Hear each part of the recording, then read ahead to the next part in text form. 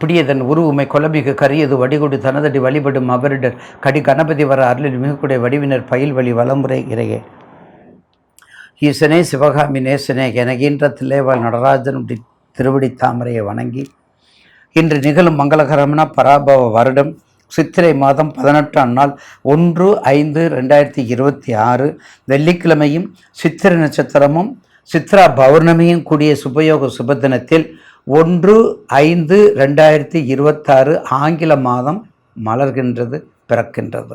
1/5/2026 Chitra Pournami. Number 1 Chitra Pournami, சித்திரை நட்சத்திரம், சித்ரா பௌர்ணமி, சித்திரை மாதம். பாருங்கள் எப்படி மேட்சிங் ஆகுது. அது மட்டும் இல்லை, மதுரையம்பதியில் மிக பிரசித்தி பெற்ற உற்சவம், மிகப்பெரிய திருவிழா, மிகப்பெரிய பெருவிழா, மிகப்பெரிய தென் தமிழகத்தின் வரலாற்று தெல்லமுதமும் தேன் தமிழ் பாயும் இனிய தமிழும் பாலும் தெளிதேனும் பாகும் பருப்பும் இவை நாளும் கலந்த நோக்கு நான் தருவேன் கோலன்சை துங்க கரிமுகத்து தூமணியே நீ எனக்கு சங்கத்தமிழ் இயல் இசை நாடகம் என்ற சங்கத்தமிழ் மூன்றும் தா என்று விநாயகப் பெருமானிடம் அழகான தமிழில் செந்தமிழில் இனிய தேனினும் இனிய தமிழில் பாடிய அருள் அவ்வை பிராட்டி பாடி புகழ்ந்த இந்த மதுரையம்பதியில் நடக்கக்கூடிய சித்திரை திருவிழாவும் அந்த 1/5/2026 எவ்வளவு சிறப்பு வாய்ந்தது பாருங்கள். அப்போ முதல் மாதம் பிறக்குது, சித்திரை மாதம் பிறக்குது, சித்திரை பௌர்ணமி வருது, சித்திரை நட்சத்திரம் வருது, சித்திரை திருவிழா வருது, எல்லாமே சித்திரை. குழந்தையில் தயவு செய்து சித்திரையில் குழந்தை பிறந்துச்சுன்னு சொல்லி எல்லாரும் திட்டுவாங்க, திட்டாதீங்க. பாதம் பணிஞ்சு கேட்குறேன். சித்திரையில் பிறந்தா தான் ஐஏஎஸ், சித்திரையில் பிறந்தா தான் ஐபிஎஸ், சித்திரையில் பிறந்தா தான் வைஸ் சான்சலர், சித்திரையில் பிறந்தா தான் அம்பாஸ்டர், சித்திரையில் பிறந்தா தான் எல்லா பெரிய எக்ஸிக்யூட்டிவ் ஆஃபீஸர், வெளிநாட்டுக்குரிய ஆஃபீஸர், செக்ரட்டரி, அரசியல் சாசனத்தை எழுதக்கூடியவங்க எல்லாமே சித்திரையில் தான். அதனால் தயவு செய்து நேரம் மட்டும் பாருங்கள், சரியான நேரம் மட்டும் பாருங்கள். அதை பார்த்துக்கிட்டு கண்டிப்பாக உங்களுக்கு நல்ல ஒரு எதிர்காலம் உண்டு. அடுத்தது சூரியன் சந்திரனை போற்றி வணங்கக்கூடியது, குலதெய்வத்தை வணங்கக்கூடியது, சத்யநாராயண பூஜை பண்ண வேண்டியது, சித்திரகுப்த பூஜை பண்ண வேண்டியது. பாருங்கள், சத்யநாராயண பூஜை, சித்திரகுப்த பூஜை, அதுக்கடுத்தது மகாலட்சுமி வாசம் செய்யும் பூஜை, மகாலட்சுமி வாசம் செய்யும் பூஜை, அதையும் நம்ம செஞ்சுக்கிறலாம். இப்படிலாம் செஞ்சு நவதானியம் வச்சு இதெல்லாம் செஞ்சு நல்லா வழிபாடு பண்ணுங்க. சித்ரா பௌர்ணமிக்கு கண்டிப்பாக சித்திரகுப்தன் கோயிலுக்கு கண்டிப்பாக போயிடுங்க. அதாவது நவதானியம், வீட்டில் உள்ள நவதானியம், பாடநூல், புக்ஸு எல்லாம் நம்ம செல்வத்தை கொடுக்கக்கூடிய முறத்தில் வச்சு பூஜையில் வச்சு நல்லா பாராயணம் பண்ணினா கண்டிப்பாக நல்ல தீர்க்க ஆயுளும் நிறைந்த செல்வமும் நேயர் பெருமக்கள் எப்போதும் கிடைக்கும். முதல் மேச ராசி நேயர்களுக்கு சாதனைக்கும் திறமைக்கும் முக்கியத்துவம் கொடுக்கும் தாங்கள் ஏளனம், எதிர்ப்பு, அங்கீகாரம் போன்ற 3 முக்கிய நிலைகளை கடந்து உச்சத்துக்கு போகும் மேசராசி. உங்கள் ராசியில் தான் இப்போ உங்கள் ராசிக்கு 5க்கு உரியவர் யார்? சூரிய பகவான், நட்பு கிரகம். செவ்வாயும் உங்கள் வீட்டில் இருக்கார், 2ல் புதன், 3ல் குரு, சுக்கிரன், 2 பேருமே மிகப்பெரிய ஜாம்பவான்கள்.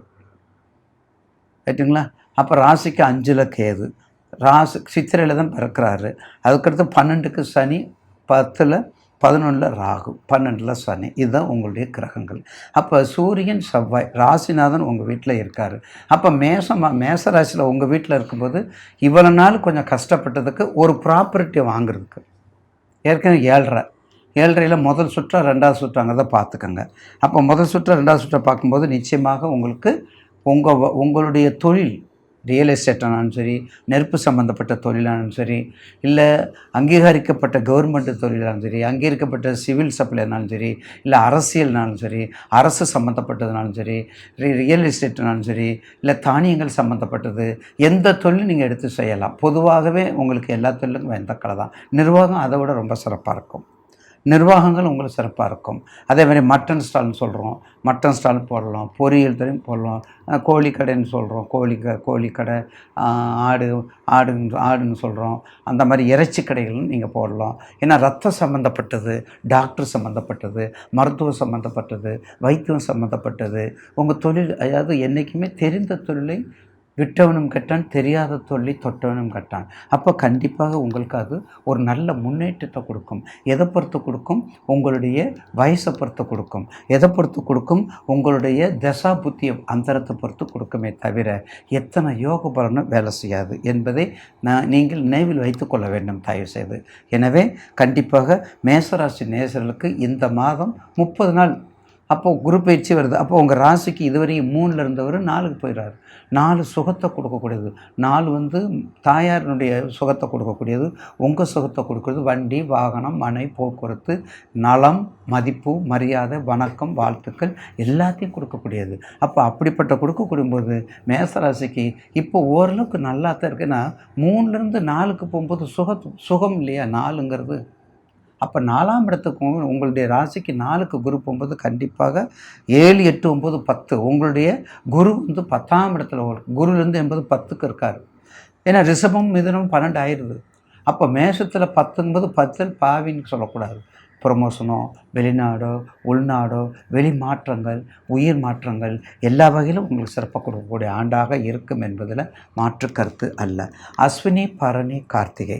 அஸ்வினி, பரணி, கார்த்திகை 3 நட்சத்திர அதிபதிகள் இருக்காங்க. அப்போ நிச்சயமாக ஒரு ஜாதகத்தில் உங்கள் லக்னம் என்ன லக்கணம்? இப்போ மேசராசிக்கு நான் சொல்லிட்டேன், உங்கள் லக்னம் என்ன லக்கணம்னு பார்க்கணும். இப்போ மிதுன லக்கணமாக கன்னியா லக்கணம் இருந்தால் உங்கள் ராசிக்கு 3க்கு 6க்குரிய புதன் உங்கள் ராசிக்கு 2ல் இருக்கார். அப்போ 3க்கு 6க்கு 3ங்கிறது முயற்சி ஸ்தானம், வெற்றி ஸ்தானம், இளைய சகோதர ஸ்தானம், வீர தீர தைரியத்தை கொடுக்கக்கூடிய ஸ்தானம். 6 ருணம், 6 சத்துரு, 6 ருணம், 6 சத்துரு. அப்போ அதையும் நம்ம ரொம்ப யோசிக்கணும். 3ஆம் இடத்த அட்வான்டேஜாக இருந்தாலும் 6ஆம் இடம் ஒரு டிஸ்அட்வான்டேஜ். 6ஆம் இடம் நமக்கு ஒரு பாதிப்பை கொடுக்கக்கூடியது இல்லைங்களா?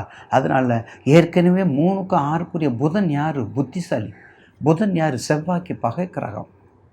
அப்போ நம்ம எப்படி இருக்கணும்? ரொம்ப கவனமாக இருக்க வேண்டும்.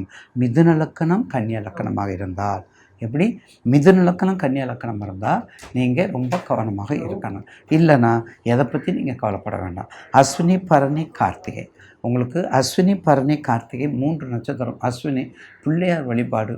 பிள்ளையார் வழிபாட்டில் பண்ணும்போது கண்டிப்பாக வாழ்க்கையில் அடியார்கள் பணிவோடு தெரிவிச்சுக்கிறேன். உங்கள் ஜாதகத்தை எடுத்துக்கங்க. உள்ளதை தான் சொல்லணும். பொய் சொல்கிறதுக்கான வேலை இங்கே என்னிடத்துல இல்லை.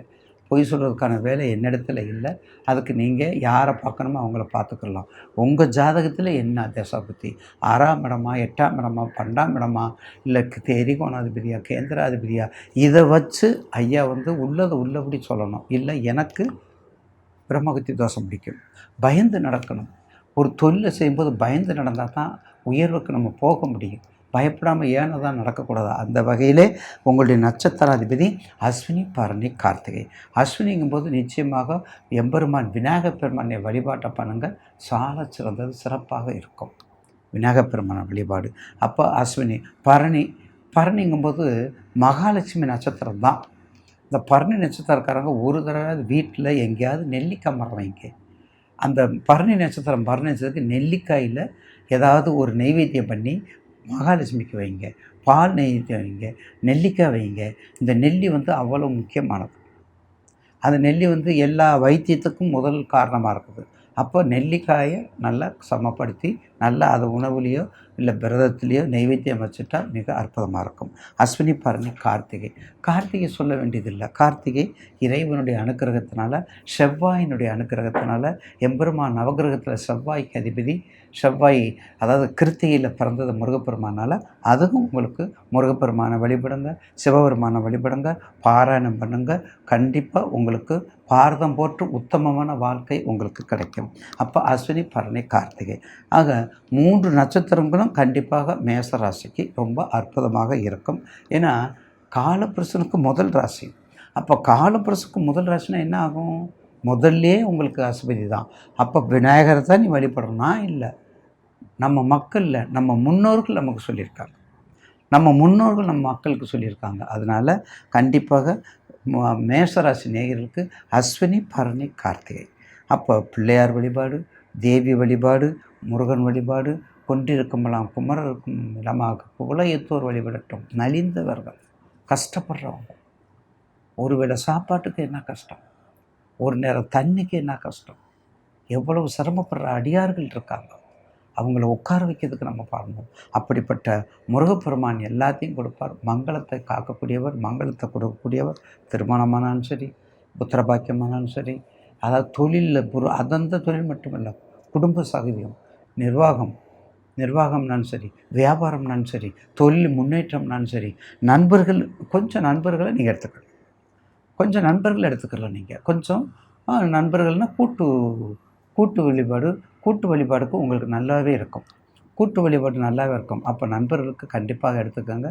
பார்ட்னர்ஷிப்புக்கு உகந்த ராசி மேச ராசி. ஏன்னா அதுக்கு ஆப்போசிட்டில் துலாம் தான் இருக்குது.